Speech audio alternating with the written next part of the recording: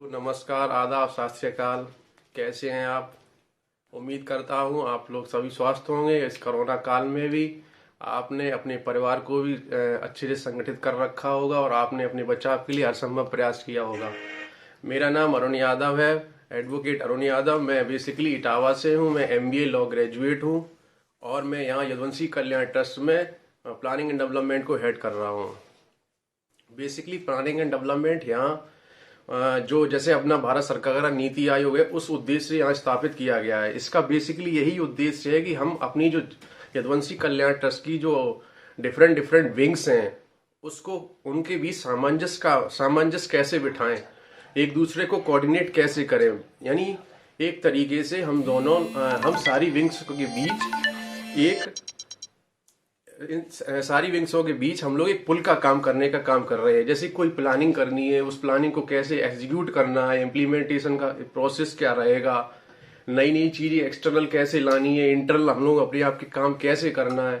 तो ये सारी चीजें जो है कि ये प्लानिंग एंड डेवलपमेंट, और प्लानिंग एंड डेवलपमेंट में बेसिकली टेक्निकली यानी प्रोफेशनल डेवलपमेंट ट्रस्ट के अंदर कैसा हो कि नए परिवेश से हम जो नए नए चैलेंजेस आ रहे हैं हमारे सामने, या बेसिकली यूथ के सामने, या जो हमारे सीनियर सिटीजन्स हैं जिनको बहुत सारी चीजें अभी आती नहीं है, या उन लोगों को कैसे ट्रेंड करना है, या बेसिकली हम लोग देख रहे हैं मेजर इशूज इन्वायरमेंट का भी। अब हम लोग इसको डिनाई नहीं कर सकते, इन्वायरमेंट इशू भी बहुत हो गया है। तो इसमें हमें देखना पड़ेगा कि इन सारी चीजों फेसेस को कैसे उसको ट्रैकल करना है। अब ट्रैकल करना है तो क्या टैक्टिक्स उसमें होंगी, क्या टेक्निक उसमें होंगी, ये सारी चीजें हमें देखने पड़ेंगी। फिर उसके बाद आता है कि हम उस टैक्टिक और प्लान जब हम डेवलप कर लेते हैं तो उसको ग्राउंड पे हम कैसे लेके जाएं।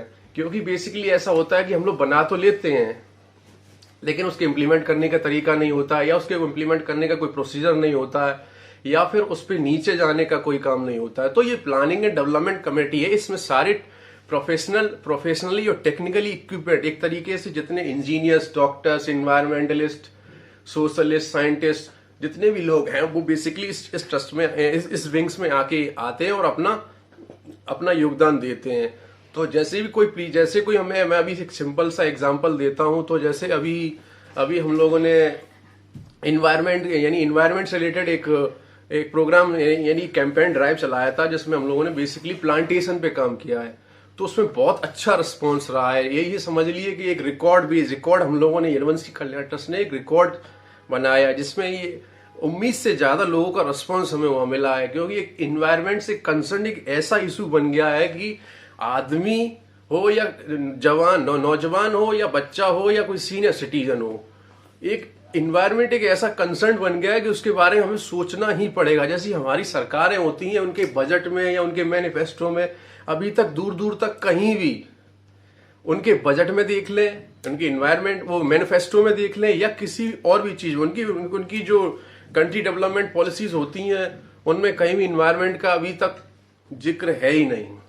तो हमें इसमें सोचना पड़ेगा। तो इसलिए उसी चीज को ध्यान में रखते हुए हम लोगों ने ये प्लांटेशन कैंपेन ड्राइव चलाया था। तो उसमें हम लोग काफी अच्छा रिस्पॉन्स मिला, और जैसे हमने एक्सपेक्ट भी नहीं किया था उससे अच्छे रिस्पॉन्स ऐसे आए कि हम लोगों ने 1 महीने के अंदर लगभग 2 से 2.5 हजार ग्राउंड पे प्लांटेशन किया भी है। और प्लांटेशन करने का मतलब ये नहीं कि हम लोगों ने लगाया और जैसे उसको छोड़ दिया। मैंने अभी कहीं अपनी जगह लोकल एरिया में अपने आसपास के जिलों में देखा भी है, तो उसमें ये देखा है कि उनको संरक्षण भी हो रहा है उनका, जैसे उनको पानी देना, उनका रख रखाव देखना। तो ये सारी चीज है। क्योंकि मेरा मानना बेसिकली यही है कि हम रहे ना रहे, ये ट्रस्ट रहना चाहिए, और ट्रस्ट का जो ऑब्जेक्टिव है वो रहना चाहिए। क्योंकि हम लोगों का तो आना जाना रहेगा, लेकिन ये ट्रस्ट यहाँ रहे, ट्रस्ट का ऑब्जेक्टिव रहे, तभी हम जाके अपनी जो सोसाइटी और अपने जो लोग हैं उनको हम अपना ऑब्जेक्टिव फुलफिल कर पाएंगे। और अब जिस दिन हम लोग ऑब्जेक्टिव फुलफिल कर पाएंगे, और ये जो हमारी सोसाइटी है या जो हमारे लोग हैं उनको हम जब पूरी तरीके से उस लेवल पे ले आएंगे जिस लेवल पे हम लोगों को ले जाना है, तभी हम लोगों को शायद ये लगेगा या हो जाएगा कि हम अपने सही रास्ते पे चल पड़े हैं, और सही रास्ता हम लोगों ने शायद सही मंजिल तक हम लोग उस पर पहुंच गए हैं। तो प्लानिंग डेवलपमेंट एंड कमेटी का बेसिक ऑब्जेक्टिव यही है कि कोऑर्डिनेशन करना, नई नई पॉलिसी को बनाना, और उन चीजों को कैसे इम्प्लीमेंट करना है। तो मैं अपने ट्रस्ट में देखता हूँ, अपनी जैसे हमारी अदर विंग है, नारी शक्ति है, यूथ विंग है, और बिजनेस चैम्बर है, बहुत सारी विंग्स हैं, तो उनके बीच कोऑर्डिनेशन करना, उनसे सारे फीडबैक लेके एक नई पॉलिसी डिजाइन करना, एक नया प्लानिंग करना, उसके बाद उसको उसमें से कैसे उसको नीचे ले जाना है ग्राउंड पर, फिर उसको कैसे इम्प्लीमेंट करते हैं।